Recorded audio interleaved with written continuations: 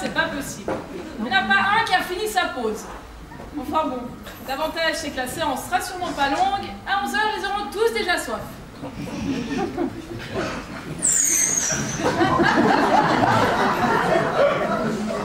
Bonjour, Nicolas Favreau, responsable des travaux de la commune. Bonjour, Madame Desplans du bureau d'architecte Pont 12.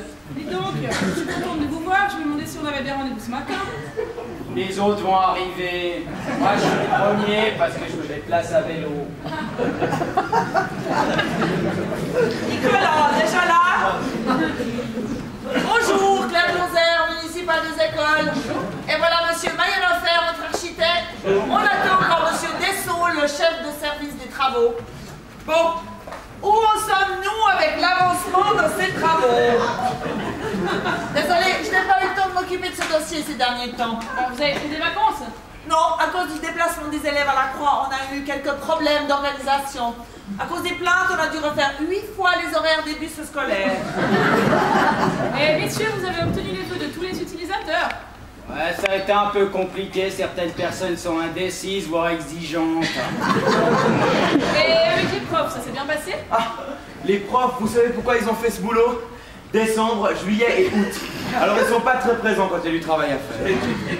Ouais, ce qu'ils veulent, c'est avoir une salle des maîtres spacieuse. Ah, on ne dit pas salle des maîtres, mais catalogue de vacances. Et à part ça, au niveau de l'organisation des déménagements, ça s'est passé comment? Alors, nous avons tout très bien organisé.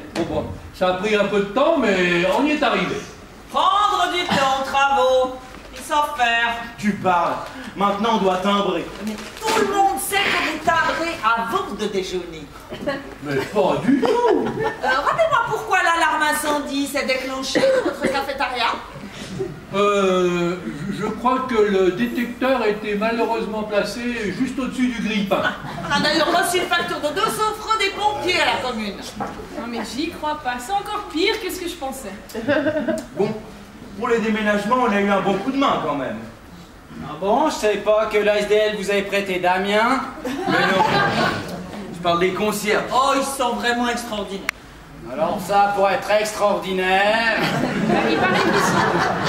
Il paraît qu'ils sont hyper motivés, vous les payez au mérite? Non, à l'altitude. C'est n'importe quoi.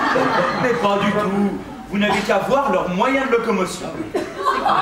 C'est quoi encore cette spécialité locale? Ouais, c'est vrai, le concierge du Grand Pont de Lutry se promène à pied.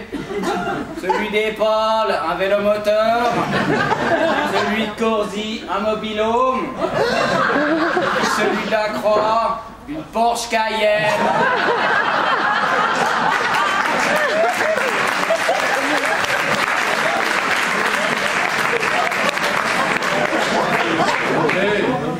C'est sûr que c'est pas Terini d'Epal qui allait s'acheter une Porsche. Hein. Il n'a pas de permis. Il a pourtant bien investi dans une voiture. Exact, il a participé à l'achat de la voiture à flot. Il a acheté le siège passager. Ouais, il l'a même prêté à Roro. La voiture. Maintenant, Roro, il doit 453 km.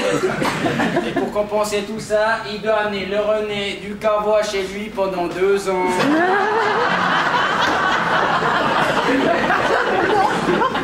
En fait, ils ont pas mal déménagé vos concierges. Ça s'est bien passé?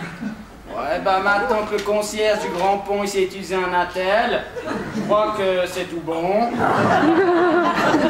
À Corzy, métro, ça ne pouvait que bien se passer. Un Yeti, ça supporte bien l'altitude, puis le collège a tellement de coins et de recoins. Un vrai habitat naturel, hein. Il paraît même que les habitants du Haut lui ont donné un nouveau surnom. Comme il descend tous les jours en scooter avec son casque jaune pétant, il l'appelle le top scorer. Et Terrain, la Croix. Ah, il se plaint que la qualité du pavillon est mauvaise et qu'il n'y a que lui qui bosse.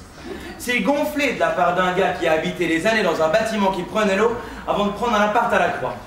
Mais bon, le plus dur pour lui, c'est d'être si loin du caveau. Tellement qu'il a mis une photo des tenanciers sur sa table de nuit. Et les Rodriguez, qu'est-ce qu'ils ont dit à propos des nouveaux locataires à la belle ferme? Bah, ils étaient contents de changer de voisin au début.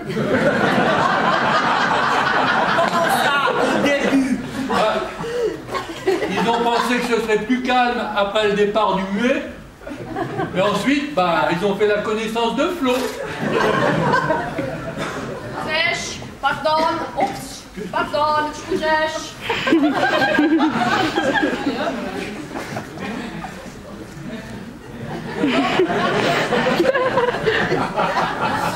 Bon, s'il vous plaît, on peut revenir à nos affaires. Alors, je vous garantis que tous nos services sont dans les délais. Je ne supporte pas les retards. Ouais, t'es comme le patron qui engueule son employé et qui lui dit « Dites donc, mon gaillard, ça fait 4 fois que vous êtes en retard cette semaine. Mais qu'est-ce que vous avez à me répondre là-dessus ?» Bah qu'on est jeudi. Voyons, les employés de la commune de Lutry ne sont pas comme ça. Ils sont sérieux et travailleurs. Ah, ça me rappelle ce gars de la voirie qui avait dit à son chef qu'il avait malheureusement cassé sa pelle. Voyez, ils sont consciencieux. Ils appellent le chef en cas de problème. Je suis d'ailleurs certaine que M. Bujard a très rapidement trouvé une solution. Oui, il lui a dit, appuie-toi sur le camion alors.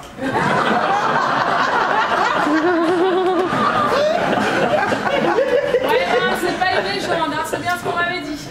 La seule qui fait ses 8 heures par jour à la commune de Lutry, c'est la machine à café. J'espère que les sorties de secours et alarmes ont bien été prévues. Bien entendu, tout a été prévu selon les normes officielles. Pourquoi? Ah, c'est juste que la commune revoit ses procédures d'urgence. Ouais, c'est vrai que le dernier exercice catastrophe l'année dernière, ça n'a pas été une réussite. On avait pourtant tout prévu. Et qu'est-ce qui n'a pas joué? Tout. Le syndic Galet, le commissaire, était au taquet, mais quand il a fallu atteindre les différents employés communaux par téléphone pour lancer l'exercice, personne n'a répondu. C'était peut-être pas non plus une très bonne idée de prévoir ça sur un samedi. Hein. Ouais, c'est ce qui lui a été répondu. Vous auriez pu nous prévenir avant. C'est clair que s'il faut avertir les gens une semaine avant en cas de catastrophe, ça va être compliqué.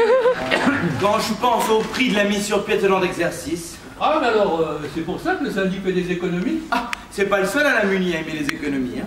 Ouais, t'as raison, Meloc, parce que lui, en tant que municipal, il a une place offerte. Il a même été jusqu'à rendre son abonnement interparking pour faire des économies. Ah, ça non plus, ce n'est pas le seul à la Muni. Hein. En fait, si je comprends bien, les seuls qui ne payent pas de parking à Lutry sont à la Muni. Et voilà, comme d'habitude. Faites comme je dis, pas comme je fais. Ouais, on n'est pas encore arrivé avec cela, hein. Bien, on va voir l'avancée des travaux, s'il vous plaît. Comment? Ça n'est pas plus avancé que ça? Eh bien, c'est-à-dire... Non. Vous n'allez pas recommencer avec vos excuses bidons. Bon, c'est pas moi, j'avais demandé à Favreau. Mais comment ça recommencer? On a eu un problème à la salle de la municipalité. On a attendu des mois pour que tout soit remis en ordre. Et puis, c'était quoi le problème? Le lustre au plafond, il n'éclairait pas assez. On n'y voyait plus rien. Ah, c'est pour ça qu'elle était déguisée en phare la dernière soirée de la commune.